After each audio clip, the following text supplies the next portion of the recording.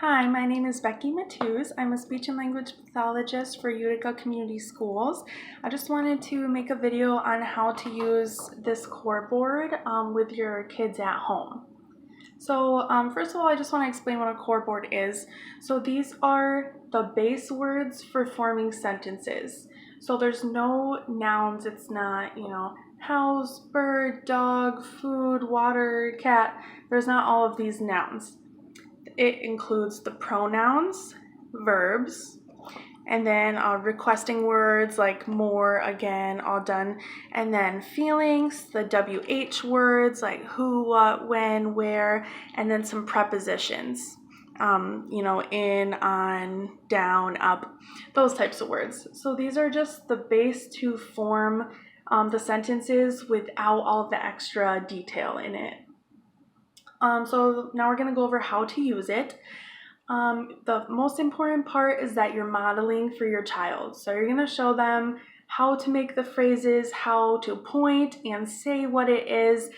These all have the pictures and the word on it, but I work with preschoolers and none of them can read. So they solely rely on memorization of the photo and then what it means for each icon. So like I said, you're going to model for them. So, if I want them to request something, I might say, I want ball. So then I would point to I and say I and kind of hold out the word so they have time to register what you're saying. And then I might encourage them to point to it as well, later on after I show them multiple examples. But first, I just want to show them what we're doing. So I say, I want ball, and I hold up a ball. And then I might, pick it up after I say that, or I might say, you can say, I want ball. And then I give them the ball to show that, when they make a request for something, that's what happens. They get whatever they requested. So right away, I'm trying to pair, the picture with a meaning of an object or action that goes along with it. And once you've done a lot of modeling, they're ready to start trying to use it. So at that point, I encourage them, if they don't follow along and try to touch the picture, I might say, touch right here. Or I might take their hand, use hand over hand, where I put my hand on top of theirs and move their finger to point to the picture that I want them to point to. We might do it together. So I say, I want, and then I'll use my words to say ball, and really enunciate all of the sounds, and have the child attempt to say that. If they're only allowed to say buh, that's okay. That's good. We want them to at least attempt to say these words, and we really want to reward any type of communication that we get from them in a very positive way, so that they continue to try to communicate, even if it's just a single sound that they're able to do. That's okay. So I'm going to give kind of an example of an activity you can do at home. Let's say you're doing a puzzle. If the puzzle has different pictures of a farm animal on each puzzle, there's a few different things you could do with that. So you could say, I want, and then they could either point to the picture of the bird, or they could try to say bird. And that would be their sentence. I want bird. We want to keep it nice and short, straight to the point. We don't need to try to say, I want the blue bird. We don't need these detailed phrases. We're just trying to get them talking more. So they could say, I want bird. They could say, I want more. If they just want another puzzle piece, there's all types of phrases that you can make with that. And you want to make sure that whatever they request and point to, that's what they're given. We really need to make sure they know that what they're pointing to on here has meaning. It's resulting in them getting something in the end.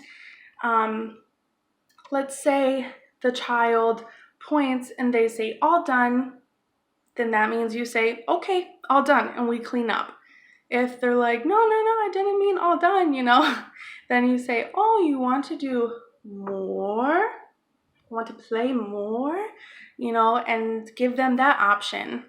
and then, see if that's really what they meant, and they're going to learn that whatever they say is what happens. So they need to learn where the picture's at and point to the right thing to get what they want. And most kids, when they see you pointing and they hear you saying the word, they're also going to attempt to say it with you. So, if they don't, like I said, you can use the hand over hand and have them point to it with you.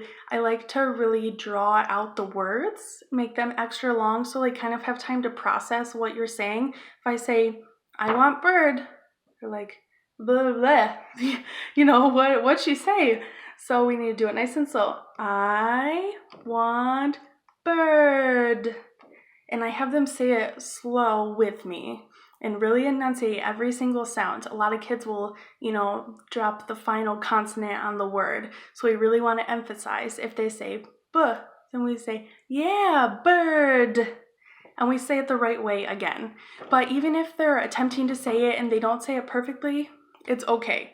We really want to encourage any type of communication, make sure they know it's a positive thing, to use their sounds, to point to the pictures, to make phrases. We really want this to be a very positive interaction. And like I said, this is just the base for forming sentences. So once they are getting better at this, doing it more independently, we can add in what we call fringe vocabulary. So those are the additional nouns. Dinosaur, car, home, things like that. Once they're able to build those sentences, then they learn what the pictures of the nouns mean as well. So just start with the core board and, choose one activity and one phrase to practice. The goal is to get as many repetitions as possible, not to teach as many phrases in one sitting. They're not going to learn 3 phrases right away. If you do them all during the activity, their brain's going to remember pointing to 8 different words, but they're not going to remember the order later on, And make sure that if you use, if let's say you're building blocks, you can go right here and say put, and then in. You can say put in or put on, and you can build the blocks on top each time you say put on, and then you put another block. So you want to make sure that if you do that with blocks, you also do it with another activity.